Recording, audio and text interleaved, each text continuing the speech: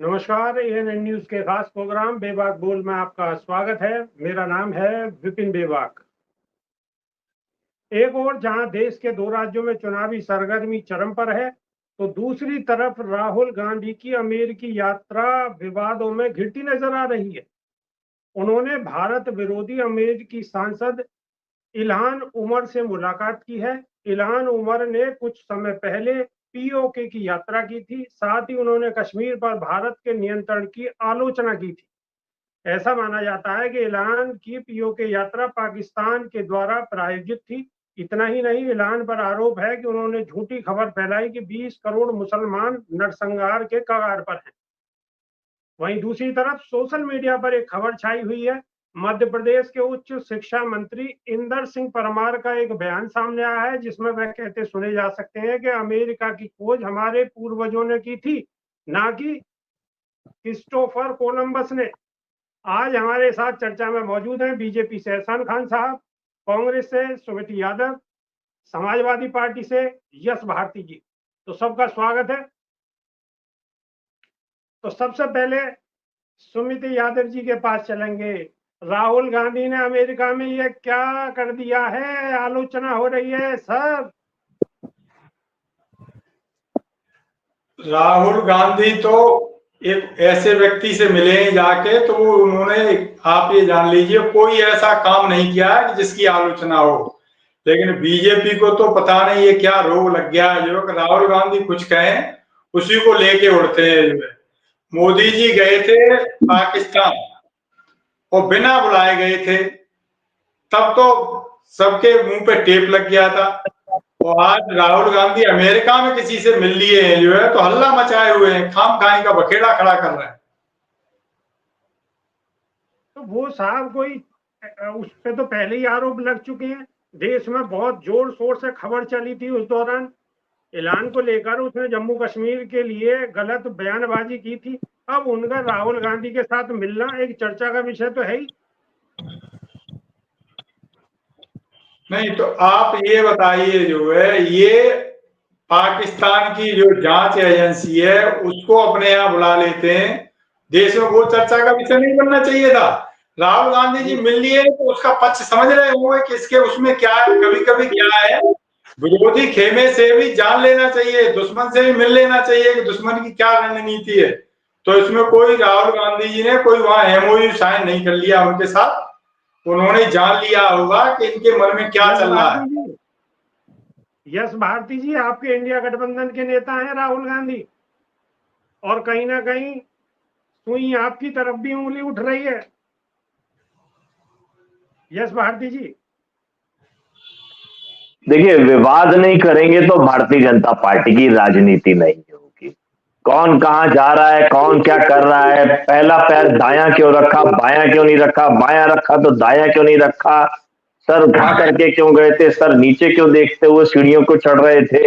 हर चीज पे भारतीय जनता पार्टी विवाद का रास्ता ढूंढती है। वो विवाद का रास्ता ढूंढने का उसका मुख्य कारण ये होता है क्योंकि भारतीय जनता पार्टी जो सत्ता सरकार में है उसके पास देने के लिए कुछ नहीं है, जनता के पास बताने के लिए उनके पास कोई योजना नहीं है। क्या बेहतरी के लिए, लोगों के जीवन में खुशहाली आए उसके लिए उन्होंने क्या किया है ग्राउंड पे। अब उनके वित्त मंत्री तो यहां तक कह देते हैं कि साहब अगर लहसुन प्याज महंगा हो रहा है तो हम लहसुन प्याज नहीं खाते हैं। तो महंगाई को लेकर के, शिक्षा को लेकर के, व्यापार को लेकर के, तमाम जिस भी मुद्दे पे, चाहे देश की आंतरिक सुरक्षा हो चाहे बाहरी देश से सुरक्षा की संबंधित बात की जाए, हर चीज पे केवल नकारात्मक गुमराह करने वाली बातें भारतीय जनता पार्टी के लोग करते हैं। ये उसी की एक बात है। राहुल गांधी जी बाहर गए हैं, बाहर क्या कह रहे हैं क्या नहीं कह रहे, उन्होंने जातीय जनगणना और आरक्षण पे बात कही है।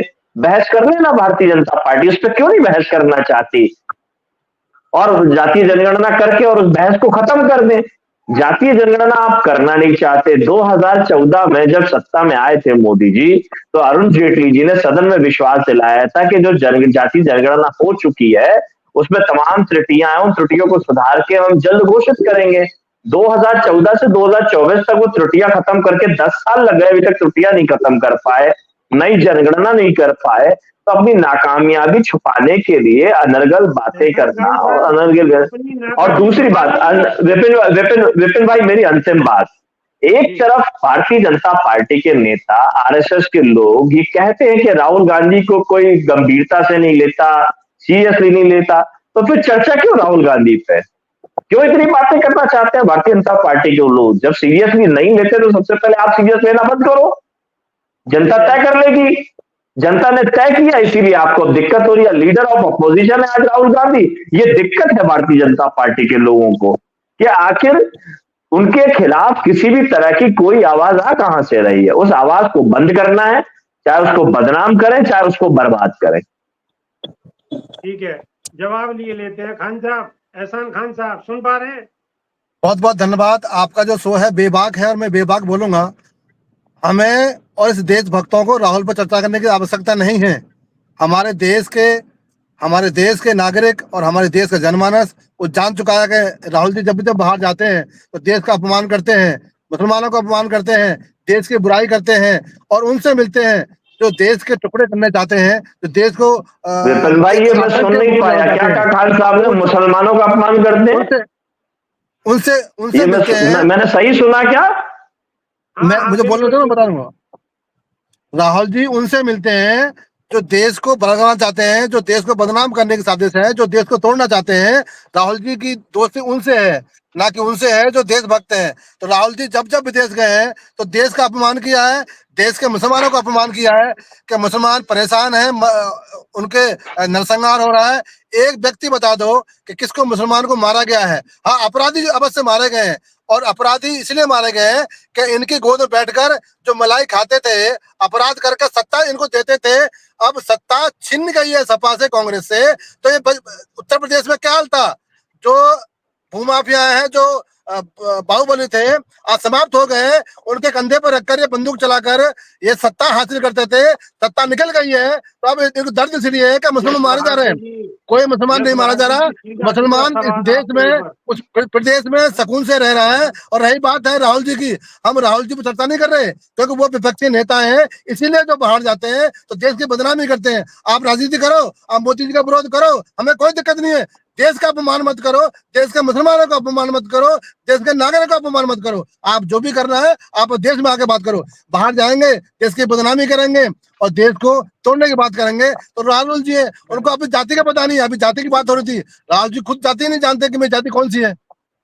तो जाति की बात मत बांटो। इस देश को आपने टुकड़े करनी है, अब टुकड़े करने की आवश्यकता नहीं है। अब मत जाति में बांटो, मत धर्म में बांटो। आप ये जो गलत बयानी करते हैं वो देश को नुकसान पहुंचाते हैं।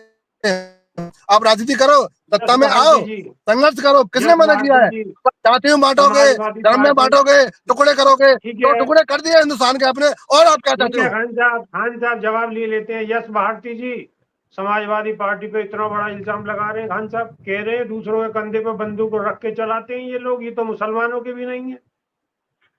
बहुत बड़ा आरोप लगाया। आजम खां को खत्म कर दिया इन लोगों ने। आजम खां जो आज है वो इनकी देन है। यश भारती जी, ठीक है, शायद यश भारती के पास आवाज नहीं पहुंच पा रही है। सुमित यादव जी, बहुत लंबी फेरिस्त लगाई है खान साहब ने, समाजवादी पार्टी पे बहुत आरोप लगाए। ऐसा इनकी तो वही वाली बात हो रही है, उल्टा चोर कोतवाल को डांटे। खुद इनकी आप राजनीति देख लो, ये हरियाणा में क्या करना चाह रहे थे।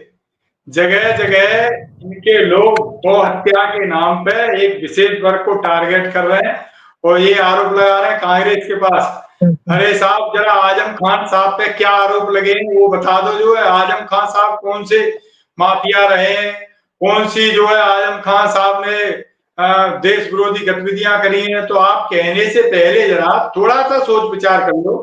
और रही बात आपकी ये कहने की, तो मैं आपसे ये पूछ रहा हूँ, जिस भाजपा के आप गीत गा रहे हैं, जरा उस भाजपा में आप ये देख लो कि कितने सांसद हैं आज आपके उससे जो है मुस्लिम समाज के, कितने राज्यसभा में हैं, कितने आपके लोकसभा में हैं, कितने आपके मंत्री हैं।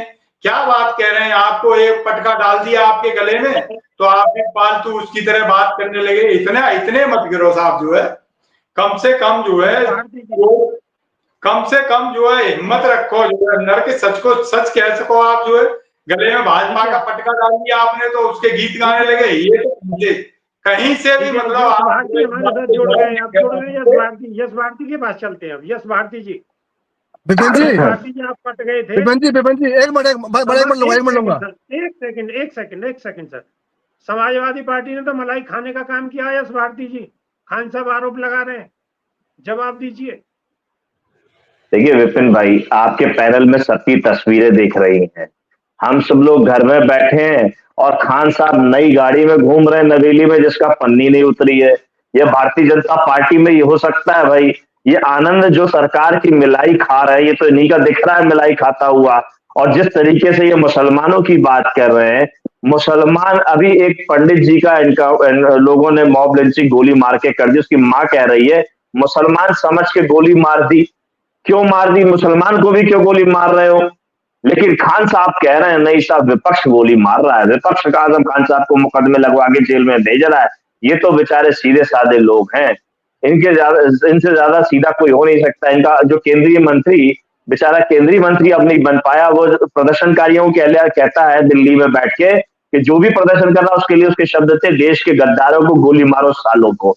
यानी इनके खिलाफ जो भी आवाज उठेगी वो गद्दार है और इसको ये गोली मारने की बात कहते हैं। और खान साहब कहते हैं मुसलमानों को विपक्ष। भाई विपक्ष क्या संवारेगा? सत्ताधारी दल की जिम्मेदारी क्या है? हर तरीके से घूम फिर मैं गंभीरता के साथ विपिन भाई अंतिम बात, मेरी बात सुनिए। इतनी गंभीरता से अभी रतलाम के एसपी का कल तबादला हो गया है, कल भी नहीं हुआ, आज सुबह तबादला हो गया है। क्यों हो गया है? क्योंकि गणेश उत्सव में ये झूठ फैलाया गया था कि मूर्ति खंडित की गई है। और मूर्ति खंडित करने का आरोप आप समझते हैं कि धार्मिक रूप में किसके ऊपर लगेगा, लेकिन उस एसपी ने जिम्मेदारी के साथ दंगे होने से रोके, इस तरीके का माहौल रोका और उसका ट्रांसफर कर दिया गया। क्यों? क्योंकि जो लोग ये गड़बड़ियां कर रहे थे, आप समझ सकते हैं कि सत्ता संरक्षण के रखवाले रहे होंगे। आपने भारतीय जनता पार्टी के शिक्षा मंत्री की शिक्षा को लेकर के बात की अभी, आप जानते हैं वो कितनी शिक्षा की बात करते हैं। अरे ये बेपढ़े लोग ना मंदिर जाना जानते हैं, ना ये शिक्षा के मंदिर जाना चाहते हैं, ना ये अध्यापकों का सम्मान करना चाहते हैं, या ना गुरुओं का सम्मान करना चाहते हैं। ये वही लोग हैं जो उज्जैन में प्रोफेसर सबरवाल को मार डाला इन्होंने विरोध प्रदर्शन के नाम पे। ये वही लोग हैं जो प्रज्ञा ठाकुर जैसे आतंकवादियों को सदन में भेजने का काम करते हैं। ये वही लोग हैं वो प्रज्ञा ठाकुर जैसे लोगों से अपमान कराते हैं राष्ट्रपति महात्मा गांधी का, और उसके बाद झूठा दिखावा करते हैं कि मैं मन से माफ नहीं करूंगा। पहले आप चुनते हो ऐसे गंदे लोगों को, फिर कहते हो मन से माफ नहीं करेंगे। तो ये मन से माफ, मन में तो आपके गंदगी है, किसको मन से माफ नहीं करोगे? मन की गंदगी तो दूर करो, जो कमल का कीचड़ है उस कीचड़ का सफाया तो करो पहले। ठीक है, एहसान खान साहब से जवाब लिए लेते हैं। खान साहब, आपकी गाड़ी की पन्नी भी दिख गई है समाजवादी पार्टी के नेताजी को? नहीं, वो दिखा रहे हैं, हम नहीं देख रहे। हमारे समाजवादी के मित्र यही कह रहे थे कि गद्दारों को गोली न मारी जाए, तो क्या जो देश के गद्दार हैं उनको फूलमाला दी जाए? कितनी विडंबना है, जो देश के गद्दार हैं, जो देश को विरोध प्रदर्शन कर रहा है तो गद्दार हो गया खान साहब।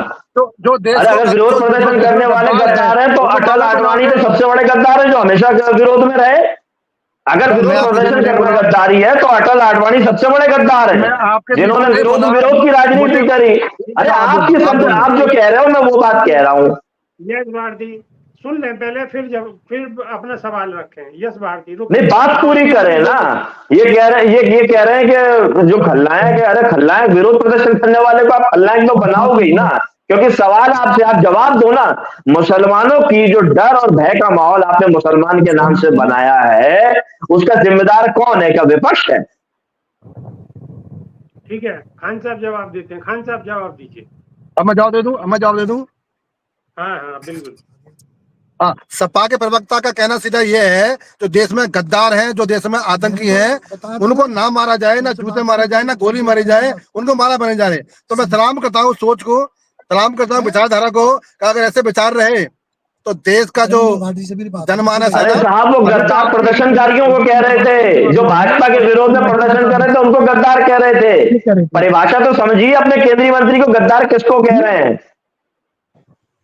अभी मैं आपको कहने लगूं कि आप इस देश के नागरिक नहीं हो क्योंकि आप भारतीय जनता पार्टी में हो, आप गद्दार हो क्योंकि आप भारतीय जनता पार्टी में हो। आपको सुनने में अच्छा लगेगा, आप किसी पार्टी की राजनीति कर रहे हो, जिम्मेदारी के साथ काम कर रहे हो, तो आप गद्दार हो जाओगे क्या?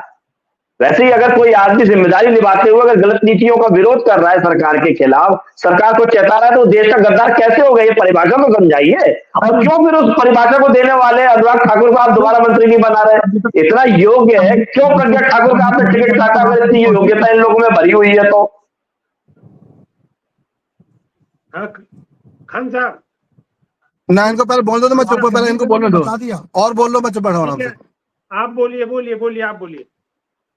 मैं फिर वही बोलूंगा कि सपा के हमारे मित्र प्रवक्ता ये चाहते हैं जो देश में गद्दार हैं उनको गोली न मारी जाए। सर गद्दारी की फिर वही बात, अरे गद्दारी की परिभाषा आपने तय करी ना, जहां से बताइए कि भारतीय जनता पार्टी का विरोधी गद्दार कैसे हो गया, देश का गद्दार कैसे हो गया? मारने वाले, कार सेवकों को मारने वाले हमें सिखाएंगे। जो निहत्तर कार सेवकों को मारा गया उनको वो हमें सिखाएंगे।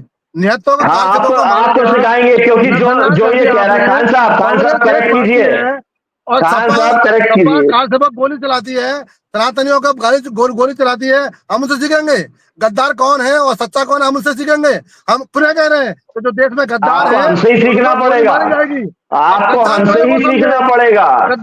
गद्दार समझे वो जो अयोध्या में एक नाबालिग बेटी के साथ बलात्कार करते हैं, उसका डीएनए मांगते हैं, उसका डीएनए रिपोर्ट मांगते हैं। ये वो विचारधारा है सपा की। जो गरीब जो बेटी है, जो दलित बेटी है और मुसलमान समाज का इनका नेता बलात्कार करता है और महीने में बलात्कार करता है, वो उसका डीएनए रिपोर्ट मांगते हैं। तो इनकी विचारधारा वो है। विपिन भाई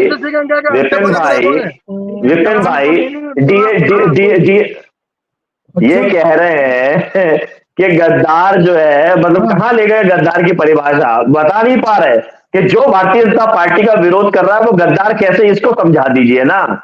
इतनी सी छोटी सी लाइन के लिए ये राम मंदिर में चले गए। अरे सुनिए, पहले सुनिए, आपसे जो पढ़ाया गया है ना वो सुनिए खान साहब, ये राम मंदिर ट्रस्ट के अध्यक्ष हैं नृपेंद्र मिश्रा जी। जब मुलायम सिंह जी मुख्यमंत्री थे उस समय ये होम सेक्रेटरी थे, और इनकी रिटायरमेंट की पार्टी नरेंद्र मोदी जी ने अपने आवास में करी है। ये कह रहे हैं कि गोली मुलायम सिंह जी ने नहीं चलवाई, लोकल एडमिनिस्ट्रेशन का निर्णय था, क्योंकि उपद्रवी, ध्यान से सुनिएगा, उपद्रव कर रहे थे। उपद्रव करने के लिए कानून व्यवस्था तोड़ रहे थे। ये कौन कह रहा है? जिसको आपने राम मंदिर निर्माण समिति का अध्यक्ष बनाया है। जाके पूछिए उनसे, साक्षात्कार कीजिए कि भाई झूठ क्यों फैला रहे हो? अगर राम मंदिर के भक्तों पे गोली सपाइयों ने चलाई है तो। और भारतीय, एक मिनट, अंतिम बात मेरी, विपिन भाई मेरी अंतिम बात। आज तक भारतीय जनता पार्टी के लोग उन मृतक लोगों को न्याय क्यों नहीं दिला पाए? गोली अगर सपा के लोगों ने चलाई है तो मुकदमा क्यों नहीं रखवाया, क्यों नहीं फांसी डलवाई? तो गद्दार तो ये है उन लोगों के जिनको विश्वास लेके के भीड़ इकट्ठी करके ये लोग अपराध कराने गए थे। सुप्रीम कोर्ट ने हलफनामा दिया था कि बाबरी मस्जिद के विवादित ढांचे को गिरने नहीं देंगे, सुरक्षित रखेंगे, और वो हलफनामा झूठा दिया था। सुप्रीम कोर्ट, हाई कोर्ट को भी झूठ परोसने का काम भारतीय जनता पार्टी की सरकार ने किया, इसीलिए कल्याण सिंह की सरकार बर्खास्त की गई थी। ठीक है, आप जवाब ले लें, जवाब तो ले लें आप। ठीक है खान साहब, क्या करेंगे? सब उसके साथ बोल रहे हैं। उन्होंने देखा है कि गोली कहाँ से चलाई थी? क्या राम मंदिर के ऊपर जो कार सेवक थे वो बंदूक लेके गए थे क्या? निहत्ते गए थे बेचारे, वो तो कार सेवा करने गए थे। और उस समय मुख्यमंत्री उत्तर प्रदेश के कार सेवा कौन से नियम से करने गए थे? कौन से नियम से गए थे? अरे कार सेवा किस नियम के आधार पे गए थे? और आपने कार्रवाई क्यों नहीं करी? अभी तक न्याय क्यों नहीं दिलाया? वो जो बेचारे मर गए हैं, आप कह रहे हो बेचारे थे, वो बेचारे जो मर गए उनको न्याय क्यों नहीं दिलाया? आपकी केंद्र में सरकार है, अटल सरकार ने की 3 बार शपथ ली उन्होंने, 3 दिन 13 महीने क्या किया उन्होंने? उसके बाद मोदी के 10 साल हो गए, क्या किया उन्होंने? क्यों पीड़ितों को न्याय नहीं दिलाया? क्या टीवी डिबेट में आकर के झूठ परोसने के लिए, यही मक्कारी दिखाने के लिए?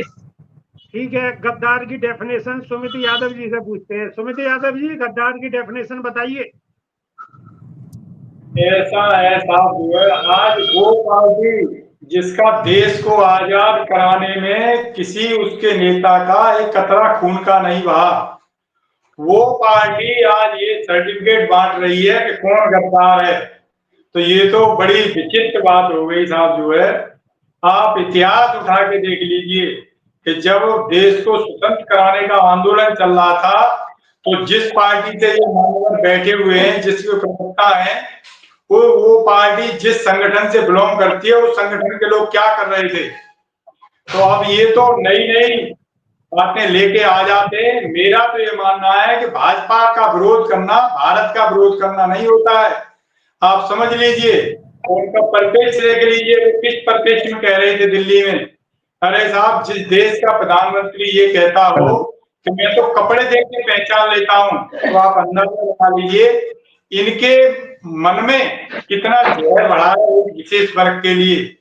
और यूपी के माननीय योगी जी पता है आपको क्या कहते हैं? पर सदन में खड़े होके पानी उछाल दिया था। ये घटना है लखनऊ की, उसमें 11 आरोपी थे, लेकिन उन 11 आरोपी में से केवल यादव और मुसलमान का नाम लिया था। बाकी 9 आरोपी में से 7 आरोपी उनकी अपनी जाति के थे, एक का भी नाम नहीं लिया। अभी जो सुल्तानपुर में घटना घटी है उसमें भी आप देख लो, जो मेन आरोपी है वो योगी जी की बिरादरी का है।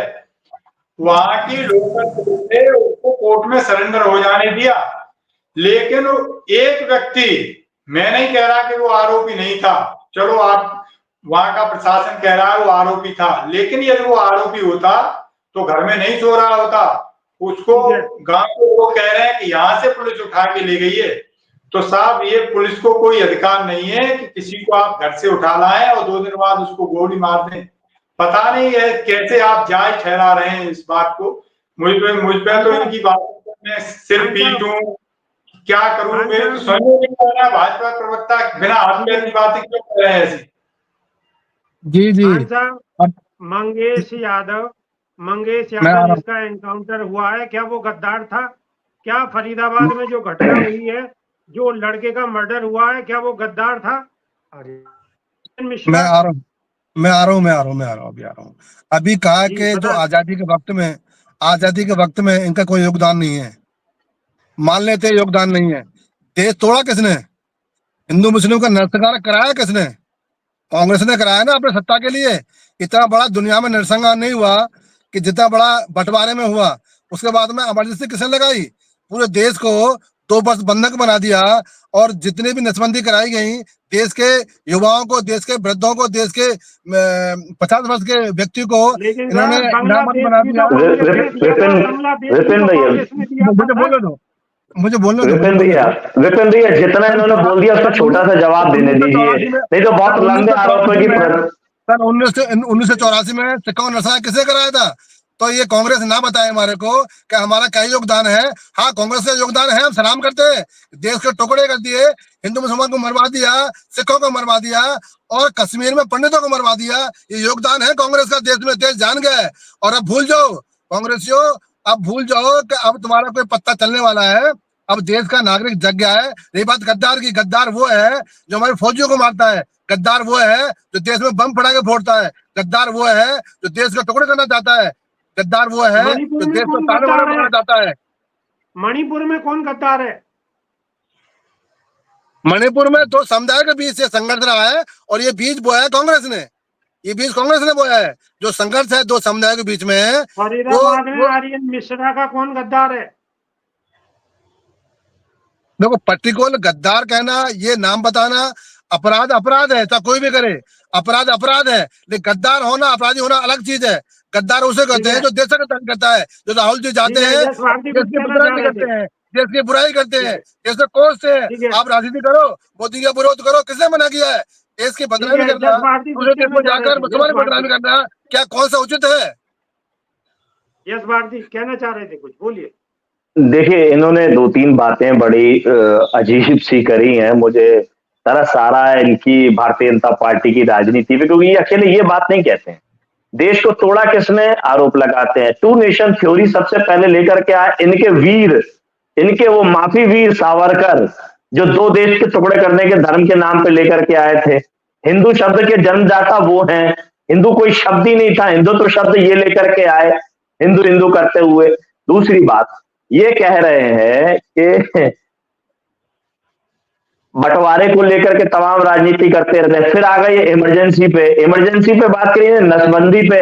इमरजेंसी की नसबंदी किसने करवाई, जिस पे आरोप है संजय गांधी पे। संजय गांधी की बीवी मेनका गांधी को सांसद कौन बनाता है, भारतीय जनता पार्टी। मेनका गांधी के बेटे दूसरे गांधी को सांसद कौन बनवाता है, भारतीय जनता पार्टी।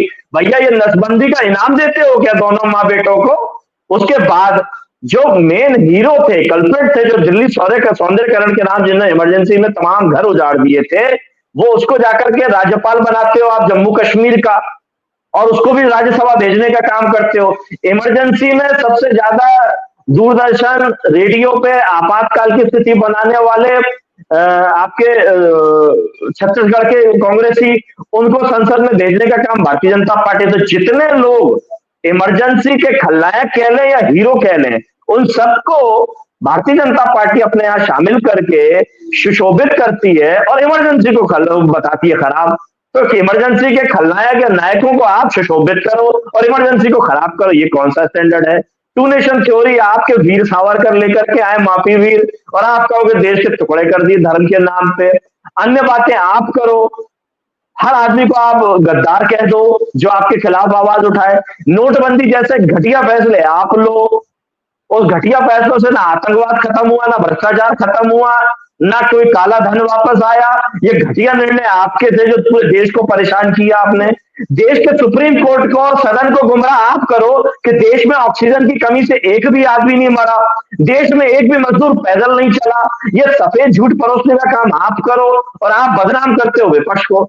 सत्ता सरकार में रहने के असल हकदार आप हो नहीं, गुमराह करके लोगों को, बहुसंख्यक को अल्पसंख्यक और अन्य बातों पे गुमराह करते हो। और आप जैसे चुनिंदा लोगों को, आप जैसे चुनिंदा खान साहब लोगों को पकड़ के भारतीय जनता पार्टी बस एक दिखाती है कि हम देशभक्त है, लेकिन सदन में जब विधानसभा का टिकट देना होता है तो ये कहते हैं हमारे पास कोई खान साहब योग्य नहीं है जो चुनाव लड़ सकते हो। ये अयोग्यता का प्रमाण पत्र आपका बांटती है भारतीय जनता पार्टी। हम नहीं बांटते कि मुसलमान कोई हमारे यहाँ पे अयोग्य है। हमारे यहाँ योग्य है या अयोग्य, हम टिकट देना चाहते हैं, लड़ाना चाहते हैं तो अनारक्षित सीट अयोध्या से, फैजाबाद से भी हम अवधेश प्रसाद जी को लड़ाते हैं और वो आपको आईना दिखाते हैं। और अभी तो अयोध्या तो झांकी थी, मथुरा काटी अभी बाकी है। चलिए ठीक है खान साहब, हरियाणा के अंदर चुनाव है और मेरा सवाल है सुमिति यादव जी से, हरियाणा के अंदर चुनाव है, क्या बीजेपी ने हरियाणा के अंदर मुस्लिम नेताओं को टिकट दिए हैं? अगर दिए हैं तो कितने दिए हैं? सुमिति यादव जी। ऐसा है, ये जरूरत पड़ने पे तो कुछ भी कर सकते हैं। अब इन्हें वहां अपनी हार दिखाई दे रही है। हरियाणा का मुसलमान भूला नहीं है। अभी कुछ दिन पहले इन्होंने जो है मेवात में क्या किया था उनके साथ। चलिए ये जवाब हम खान साहब से ही लिए लेते हैं, खान साहब से ही लिए लेते हैं। खान साहब, बीजेपी ने कितने टिकट दिए हैं मुस्लिम नेताओं को हरियाणा में, या कितने मैं बता रहा लिए जी? टिकट दिए हैं, टिकट लेना है, मुसलमान को आरक्षण देना या काम करना या उसके साथ पार्टी में रहना, ये बेसिक है। और रही बात है अभी जो हमारे प्रवक्ता सपा के बोले थे कि हमने गुमराह किया है देश को, सीधी सी बात है, भारतीय जनता पार्टी के नेता ये कहते हैं हमारे पास एक भी मुस्लिम योग्य नहीं है जो जीत सकता हो। ये आपकी अयोग्यता का प्रमाण पत्र बांटते हैं भारतीय जनता पार्टी के लोग। कितने बार बोला है, कितनी बार बोला है, कितनी बार बोला है? मैं आपको बताओ कितने स्टेटमेंट दिखा दूं। वो दो छोरों ने बरगल आया था उत्तर प्रदेश में कि खटाखट पैसे देंगे। देखिए, मुसलमान को अयोग्य मानती है भारतीय जनता पार्टी। आप जैसे लोगों को केवल एक लड़का है उत्तर प्रदेश का, एक लड़का है दिल्ली का, दो लड़कों ने गुमराह किया देश की जनता को। वो मानते हैं किया है। अच्छा, हम जीत जाए तो गुमराह कर रहे हैं, आप जीत जाए तो देशभक्ति। नहीं, वो अपनी बातें भैया पैसे दे दो, पैसे विपक्ष ने कब पैसा दिया है? विपक्ष में गुमराह करने वाली दो पार्टी है, सपा और कांग्रेस। जो गठबंधन है वो गुमराह किया उसने उत्तर प्रदेश में। वो ठीक है, आप जीत गए हो, लेकिन इतना नहीं है कि आप हमारे सर पर बैठोगे। अब देश जान गया है और अभी चुनाव 27 में आने वाले हैं। अभी जो चुनाव हरियाणा में है और कश्मीर में है, वो पता पड़ जाएगा कि आप कहाँ पे हो, हम कहाँ पे हो। जो देश को तोड़ना चाहते हैं। क्यों मुख्यमंत्री बदला आपने हरियाणा का? क्यों मुख्यमंत्री बदला? खट्टर साहब इतने खटारा थे क्या? खट्टर साहब इतने खटारा थे क्या कि चुनाव से पहले उनको बदलना पड़ गया आपको? हमारा हर कार्यकर्ता कारण मुख्यमंत्री बताइए। बन सकता है, ये भाजपा के अंदर ही है कि अरे मुख्यमंत्री क्यों बनेगा, बदला? उसका अगले विशेष कारण बताइए। क्या आजम अरे खान उसका मुख्यमंत्री विशेष बनेंगे? कारण, क्या आजम खान खट्टर मुख्यमंत्री साहब इतने बनेंगे? खटारा थे आजम कि खान उनको मुख्यमंत्री चुनाव, बनेंगे? उनको शायद चुनाव में जाने। सभा में ये है कि आजम खान मुख्यमंत्री बनेंगे? नहीं बनेंगे। राष्ट्रपति, प्रधानमंत्री या राहुल जी बनेंगे? वही बनेंगे। ये सपा बसपा के कांग्रेस के अंदर है। भाजपा का हर कार्यकर्ता मुख्यमंत्री है, भाजपा का हर कार्यकर्ता प्रधानमंत्री है। लेकिन खान साहब, आप ना मुख्यमंत्री बनोगे ना आपको टिकट दिया जाएगा, आप अयोग्य हो। ये भारतीय जनता पार्टी अयोग्यता का प्रमाण पत्र देती है। अरे हम बोलिए। खान साहब आप ये बताएं हमें जो है कि राहुल गांधी जी दिल्ली के कैसे हो गए साहब? आप ये बताएं जो है कि राहुल गांधी लड़का कैसे हो गए? अगले आदमी को जो है आप मतलब इतना अब हमें समय बिल्कुल इजाजत नहीं दे रहा है बोलने के लिए। जैसे मोदी जी शादीशुदा नहीं है, जैसे मोदी जी शादीशुदा नहीं है, ये वैसे ही प्रमाण पत्र बांटते हैं। ठीक है, मोदी जी ने चाय बेची है। माफ कीजिएगा, समय हमें इजाजत नहीं दे रहा, प्रोग्राम हमें खत्म करना पड़ेगा। और हरियाणा और जम्मू कश्मीर के बीच जो चुनाव है उसमें जनता जनार्दन तय करेगी कि कौन सही है और कौन गलत है।